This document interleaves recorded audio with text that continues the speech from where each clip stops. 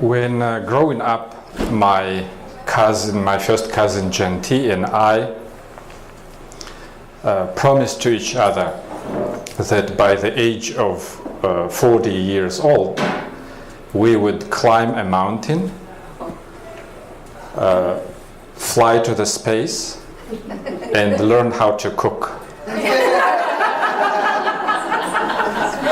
And so when we turned 39 years old, we did none of that yet. So we decided at least to climb a mountain.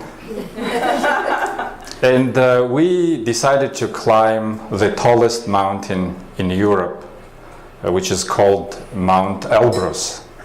It is 18,510 feet tall. And the reason we picked up that particular mountain was that because it was not far from where we lived. So we, other two guys joined us, Sergei and Yuri. They were in their 20s and they looked like 10 years more fit than Jonty and I. We hired a professional guide who looked more fit than all four of us together. And our guide said, my name is Elbrus. I was named after this mountain. And when he went away to bring us our equipment, Jonty said, that's a good sign that our guide is named after the mountain. But Sergei, the biggest guy, he said, wouldn't it be better if the mountain was named after him? A cable car took us to the middle of the mountain, and there Elbrus explained to us that the first stage is the toughest one. It is called the forehead. And I looked up and it really looked like a forehead, if you recline your head a little bit. At that point already the air was so thin that we had hard time breathing. And I bent down to tie my boots, and it took me a full minute to catch my breath. Sergei saw it and he said, are you sure you want to do this? And his friend laughed. I didn't say anything. So we started climbing the forehead 3 a.m. in the morning. And it was the biggest challenge in my life.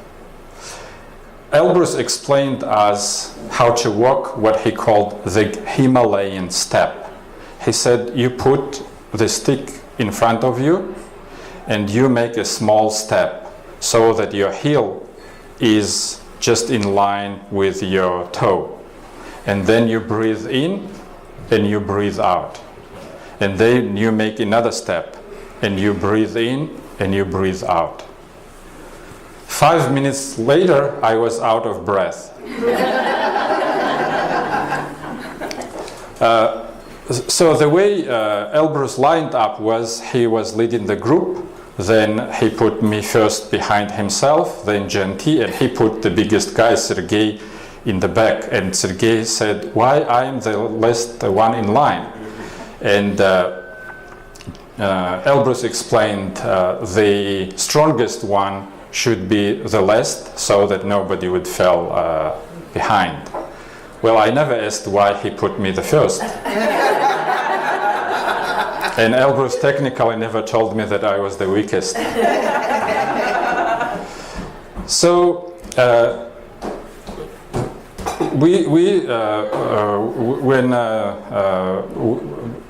like 5 minutes later, when suddenly Elbrus looked back at my face, he said, let's take a break.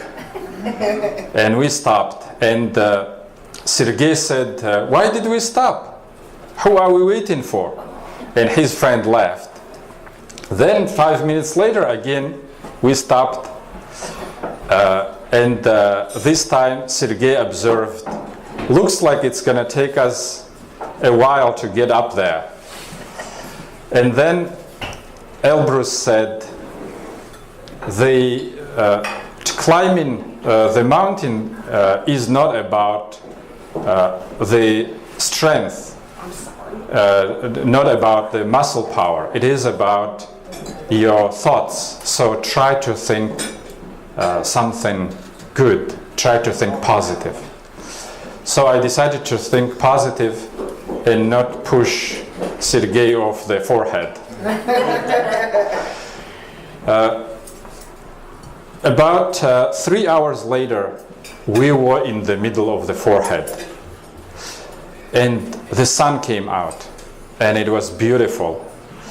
And during every hour stop, I could see this red big sun turning smaller and yellow. And I thought, even this one thing was worth all the trouble, even if I can't make it to the top.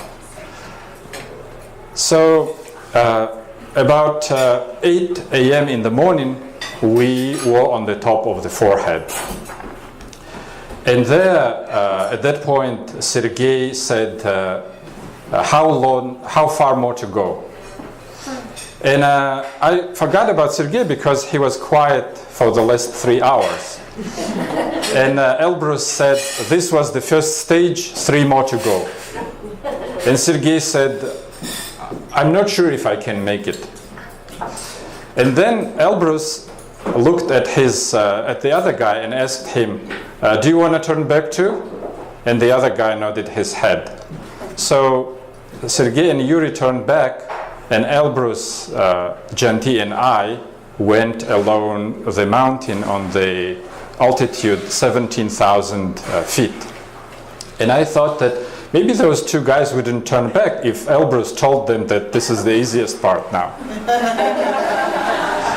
However, a little bit later, Elbrus told us, so the next stage is the most dangerous one, because it's over the cliff.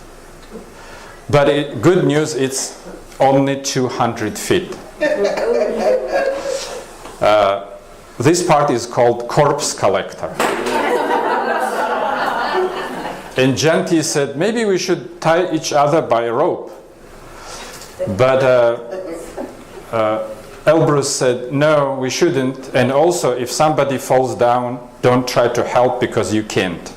Last year, 8 Polish climbers fall down because they were tied up, with a rope, and one fall down and brought everybody else down.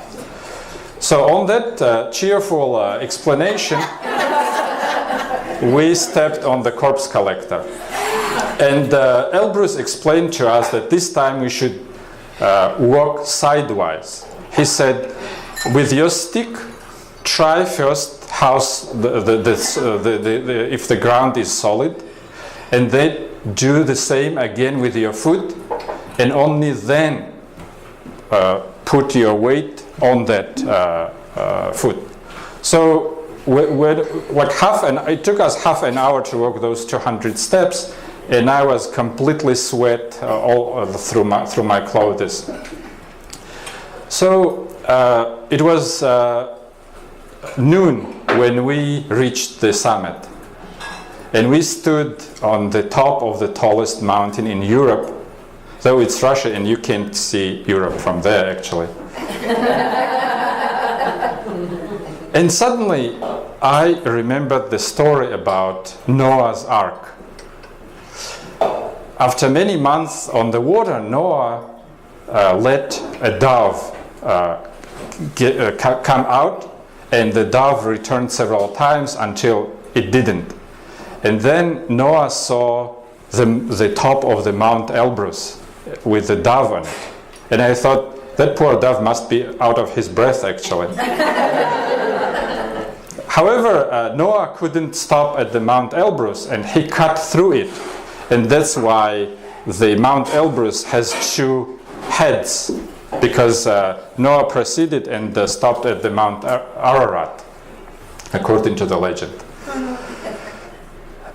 So, and suddenly, as if I felt as if all these centuries disappeared, And I felt that any moment Noah's Ark could appear from somewhere and pick me up, actually. That was really greatest moment for me. And then Elbrus said, time to go back. And so we started going back. And though it was early September, it started snowing on the top of the mountain. And when we arrived to the corpse collector, we couldn't see the path. And Elbrus had to discover it, search for it like step by step.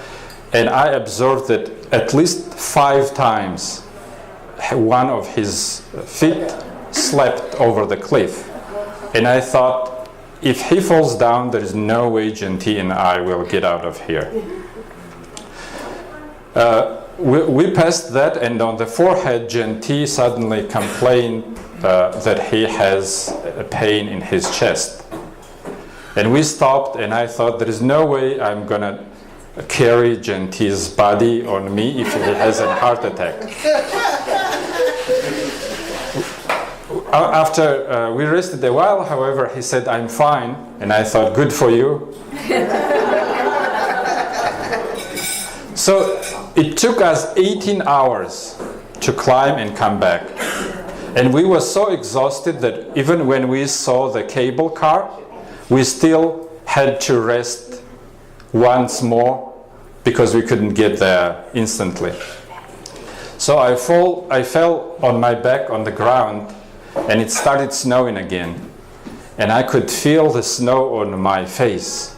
And suddenly I remembered that when I was a boy, 1 year, it didn't snow for whole December. And I felt as if without a snow, the new year wouldn't arrive. And a couple of hours before the before the midnight on the New Year Eve, it started snowing. And then Jonty with his parents came to our house to wish us Happy New Year. And those two things, the snow and Jonty's visit, was so much for me that I couldn't bear it. And I ran out of the house, fell on the snow, and started rolling over like a dog. And when I remembered it, I told about it to Jonty, and he, though he was really exhausted too, he reached for his smartphone and took a picture of me. And now I have a picture of myself at the happiest moment in my life.